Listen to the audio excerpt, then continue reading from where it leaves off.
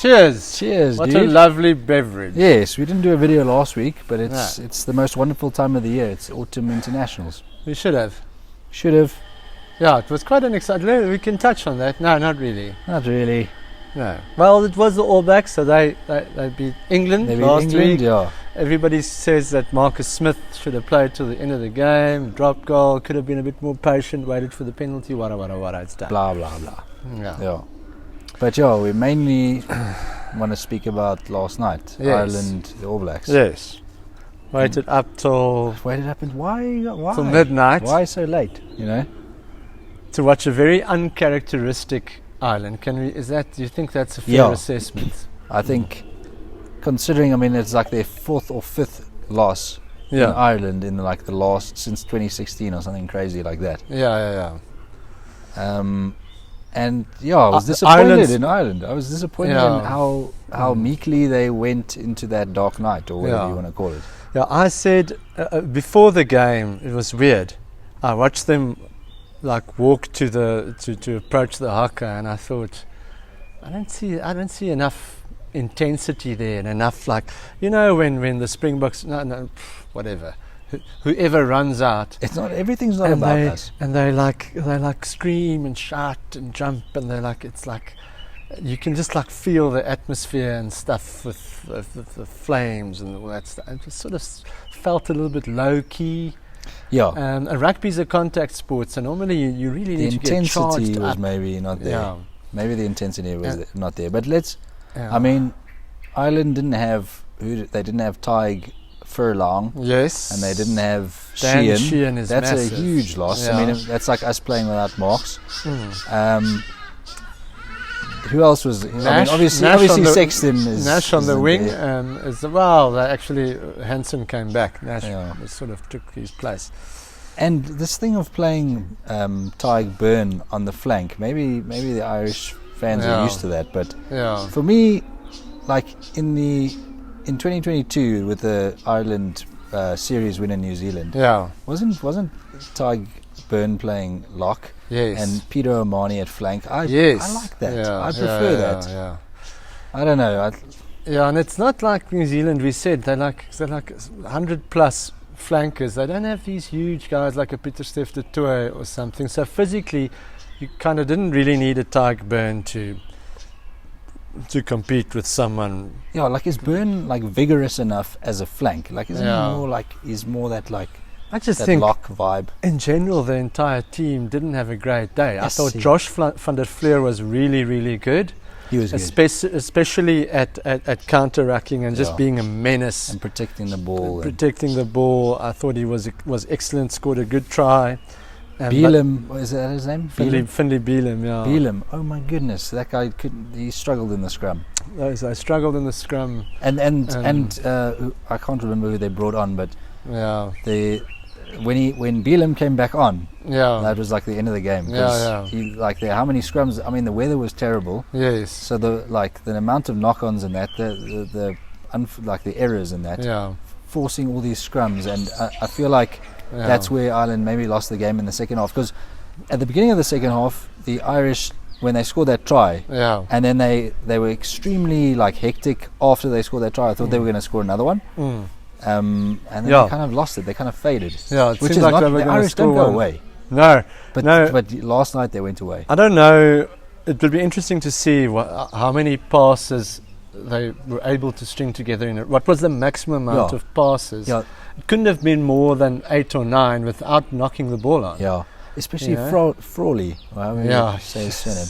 Frawley, yeah. It was no, it wasn't. How many balls did that guy drop? Yeah, and maybe we're seeing the lack of Sexton there. That leadership, that intensity, bringing them together. Just in terms of that precision. Yeah, Sexton. I've said on this channel many times, Sexton, was he that good and that sort of thing? But last night, Sexton doesn't throw a pass behind a player. Yeah, he throws it here. Yeah, and his timing is impeccable. Frawley wasn't timing it correctly. And with the depth that they have at fly-off with the Byrne brothers. What about Prendergast? I think Frawley's going to be under a bit of pressure. He had obviously he won the game for them in Durban. Yes. Against the Springboks. Yeah. But then their tails were up. Yeah. It's easy to come on when your tail your Yeah. tail is up. It's way more difficult when you're down against the All Blacks to come on and win the game. Frawley plays for Leinster as well. Leinster. Mm. Yeah. I don't know, like if he's your guy, like sure, Yeah. I don't know. Yeah. Maybe he just had a shocker, you know. Maybe that's just because the weather was. That's the thing. The weather was also terrible. Yes. And Ireland was persisting with this, like precision pass attack Yeah. sort of thing instead of kicking for territory Yeah, and that sort of thing. Often that they were looking for that magic pass which Yeah. breaks the line. But they've and been that pass, the margin is small. The defender is like in your face. Like Frawley passed it to Henderson, and it was like a bullet pass. yeah. Basically just hit him on the shoulder. And But there's some homework that's been done there by the All Blacks. yes, So you've got to it's give not, it it's not to only, them. It's not only the Yeah. Irish that were imprecise. It's like the All Blacks. They did their homework. The All Blacks look good. They were good against us in South Africa this year. Yeah. And did the Irish underestimate them? Are the Irish, a little bit undercooked? Or are they missing the Sheehan and Ty Furlong and those guys? They looked rusty because of the amount of passes that didn't go to hand. Yeah. It looked rusty. You Yeah. know, from But the weather, as well, Yeah. plays a part. It's Should very they weather. have played like that? Yeah. Should yeah. they remember the All Blacks? That's their weather as well. Yes. Like for us, like if we have to play in the rain, it's a serious problem. It's a serious problem. It's like what now? Yeah. You know? We basically just kick all the time. Yeah, slide onto the ball. Yeah. So, I think that a real worry will be scrums, lineouts, basics. And a lot of it was look, they put Ratama under a hell of a lot of pressure in the first half. But Roygaard, look, if we go through the All Blacks players, when Roygaard came on, that was what won the game for the All Blacks. just in general, Sititi yeah, is an amazing flank. He's really looking really good. I thought that Damien McKenzie, we were saying it earlier, he had like his best game best game for the All Blacks that I've seen, without being flashy, kicking his goals. He hit the post once, kicking his goals and just making the right decisions at the right time without putting his team under pressure, without just throwing the ball and attacking the line and getting the ball taken off him. He missed a few tackles and stuff, but I thought he was really, really good at doing basic fly half work. And their hooker, what's their hooker's name, the All Blacks? I forget his name. Amua stole the ball well. Wow. Carries it well. Maybe had one skew line out, but in general, really, really good. He is looking the business. Yeah. I thought Geordie Barrett had a much better game. I've been critical of him, and I think he had a really good game yesterday. The yellow card again. I mean, that was a bit harsh, but maybe we should get onto the referee situation. I thought the referee was very poor both ways. How I don't know how to as a spectator now. I don't know how to read the kicking penalty situation. You should almost run away from the ball when the ball is in the air. No, but then I saw one penalty where the Irish literally were running away. Yeah. And he still All Blacks said there was player ran obstruction into the guy blatantly, and then it was obstruction. Nick Berry, I don't know. I don't know about that guy. I just thought, in general, Nick Berry, I don't know. But I don't think we have our prejudices. Yeah, we do. Against Nick Berry, but in general, the All Blacks just managed to do the right things at the right time. They kept the ball for longer. They were intense, and they came out better in the second half, with the game being very, very close still, and. It seemed like when you become desperate to score that magic try, and you just make more and more mistakes. Like when Henderson came on, and he immediately got penalised, and he got penalised again, and you just eventually you don't know what to do.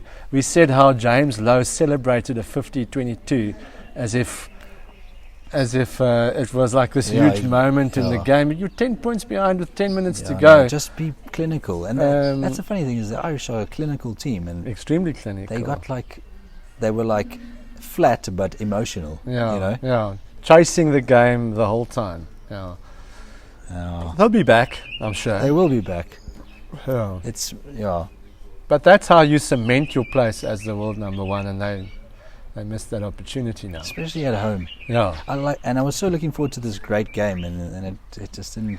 It wasn't a great game. It wasn't a good watch. But it could just be the weather. Yeah. Yeah.